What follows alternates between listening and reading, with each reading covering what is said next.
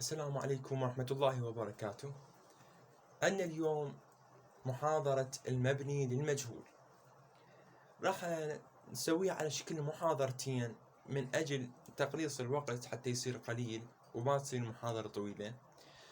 فبهاي المحاضرة راح نشرح الفعل الماضي وملاحظة مهمة مع الفعل الماضي، والمحاضرة الثانية نشرح لكم بها الفعل المضارع والفعل اللازم وملاحظات مهمة على الفعل اللازم. نبدأ أولا الفعل المبني للمجهول. أول شي لازم نعرف إنه عندنا فعل مبني للمعلوم وفعل مبني للمجهول. الفعل المبني للمعلوم هو ما ذكر فيه الفاعل موجود، مثل قرأ محمد الدرس، قرأ فعل ماضي، محمد فاعل، الدرس مفعول به. أما الفعل المبني للمجهول هو ما لم يذكر فيه الفاعل والمفعول به يأتي نيابة عن الفاعل، يأتي نائبا عن الفاعل. يعني الفعل المبني المجهول ما بفاعل، فأقول قرئ الدرس العفو، فصار المفعول به نائبا عن الفاعل. نجي أول شيء للفعل الماضي. الفعل الماضي شلون أسويه مبني للمجهول؟ قبل كل شيء لازم نعرف الفعل الماضي إذا كان ثلاثي أو غير ثلاثي. فأول شيء راح ناخذ الفعل الماضي الثلاثي. الفعل الماضي الثلاثي، حتى أحول الفعل الماضي الثلاثي للمبني للمجهول لازم أعرف إذا كان الفعل صحيح أو مهموز. القاعدة الأولى تقول إذا كان الفعل صحيحا أو مهموزا، فعل ماضي ثلاثي صحيح أو مهموز، من أحوله للمبني للمجهول نضم الحرف الأول ونكسر الحرف اللي قبل الآخر. شلون؟ يعني عندي مثلا كتب فعل ثلاثي صحيح، فعل ثلاثي صحيح. شلون أحوله مبني للمجهول؟ يقول إذا كان الفعل ثلاثي صحيح أو مهموز، عند تحويله للمبني المجهول نضم الحرف الأول ونكسر الحرف الذي قبل الآخر. فش راح يصير؟ كتب راح يصير كتب،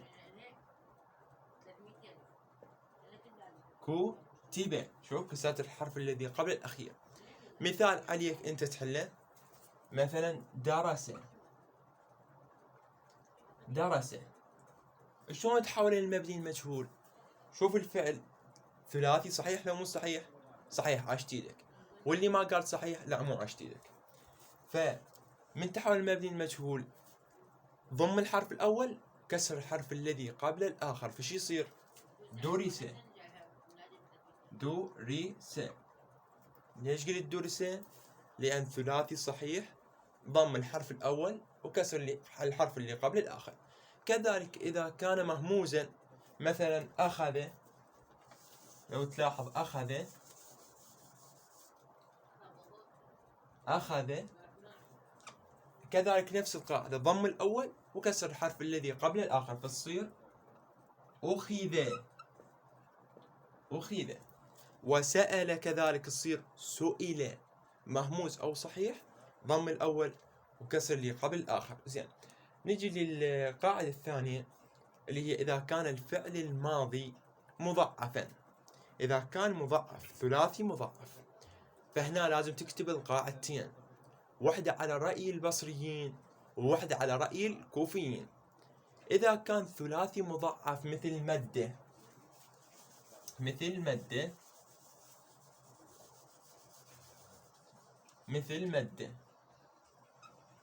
مد، هنا البصريين يقولون بضم الحرف الأول يصير مبني المجهول، فش يصير؟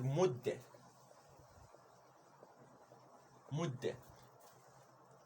والكوفيين يقولون بكسر الحرف الأول، فتكتبن اثنيناتين.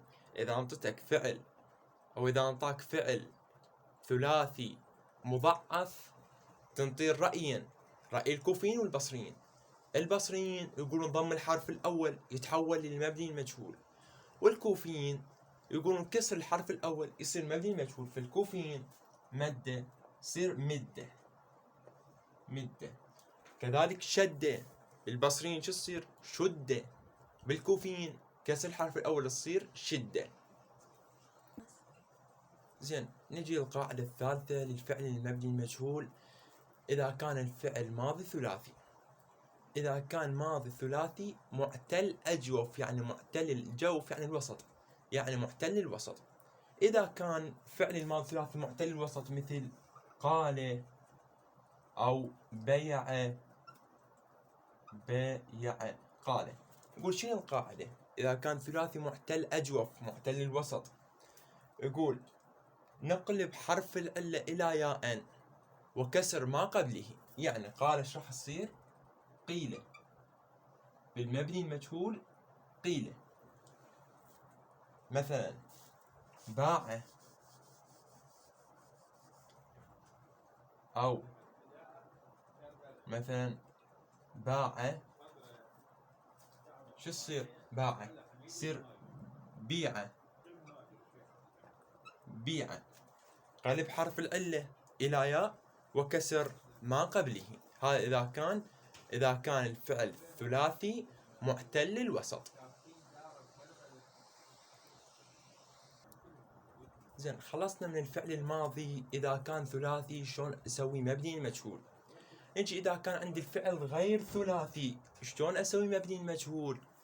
يقول إذا كان الفعل غير ثلاثي مثل انطلق.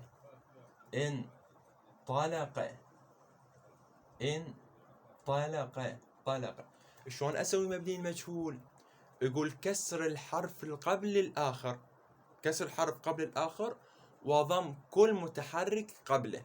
لاحظ ضم كل متحرك وليس كل ساكن. يعني انطلق ثلاثي لو غير ثلاثي؟ غير ثلاثي. نكسر الحرف الذي قبل الآخر ونضم كل متحرك قبله. فايش راح يصير أو ضمة. انطلق. سويت كسرت الحرف الذي قبل الآخر اللي هي اللام انطلق وضم كل متحرك قبله. بس لو تلاحظ النون ما ضميتها. ليش؟ لأن النون ساكنة والقاعدة تقول ضم كل متحرك قبله. زين، كذلك تعلم شو تصير؟ تعلم. كسر الحرف الذي قبل الآخر وضم كل متحرك قبله. زين، إذا كان عندي ألف الفعل غير ثلاثي سواء خماسي سداسي أو رباعي، عندي ألف قبل الحرف الذي قبل الأخير، شو أسوي للألف؟ تقلب إلى ياء ونفس القاعدة تبقى. يعني مثلا استعارة شو تصير؟ نفس القاعدة، ضم كل متحرك قبل الحرف الأخير بس تقلب الألف إلى ياء. فشو تصير؟ استعيرة.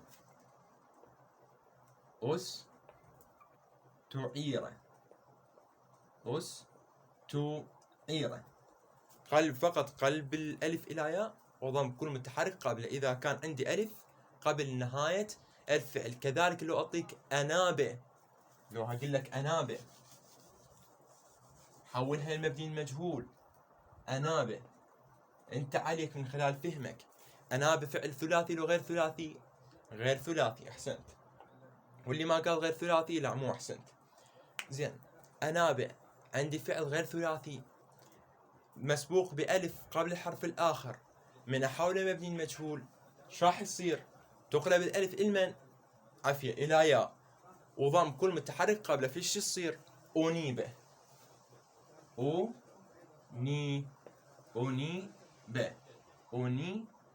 أنيبة.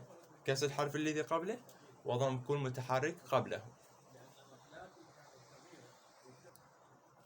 الملاحظة الأخيرة بهاي المحاضرة اللي ردت أنوه عليها إنه هنالك أفعال هي دوم مبنية للمجهول.